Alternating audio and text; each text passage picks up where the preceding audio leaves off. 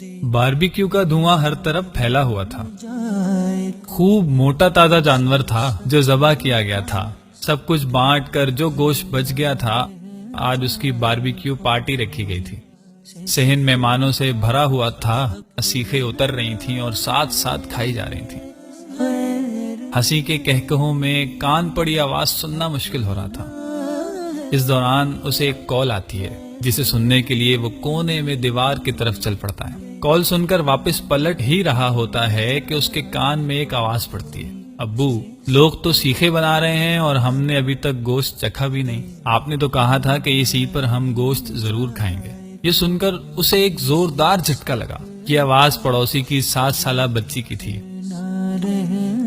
घर का मंजर कुछ यूं था कि बच्ची बाप के पास मौजूद है और उसका बाप चारपाई पर सर झुकाए बैठा है। वो बगैर कोई वक्त जाया किए वापस अंदर घर की तरफ लपका। बच्ची के अल्फाज उसके कानों में अब तक हथौड़े की तरह बज रहे थे।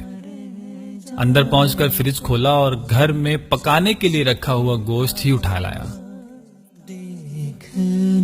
और दौड़ता हुआ उनके घर पहुंचा तो बच्ची ने ही दरवाजा खोला। जैसे ही बच्ची की नजर गोश्त पर पड़ी, उसकी आबदीदा आंखों में चमक सी आ गई। बच्ची की ये हालत देखकर उसके वालिद के भी आंसू निकल आए। हाथ उठाकर दुआ देने लगा, अल्लाह आपको खुश रखे, इस जहान में भी और उस जहान में भी, और जिंदगी भर किसी का मोहताज ना करे। उसे ऐसा लगा जैसे जिस्म में सुकून की एक लहर दौड़ गई हो और कुर्बानी अल्लाह ताला की बारगाह में कबूल हो गई हो। सामीने किराम, हम अपने खाते पीते घराने के दोस्तों को दावत पर बुलाकर समझते हैं कि बड़ा सवाब कमा लिया। क्या हमने कभी ये सोचा है कि हम इन गरीबों का हक उन तक पहुंचा रहे हैं या गाफिल हैं? अगर गाफिल हैं तो हमें इस गफलत से निकलना होगा। अल्लाह ताला से दुआ है कि हमें हर तरह की गफलत से बचाए रखे।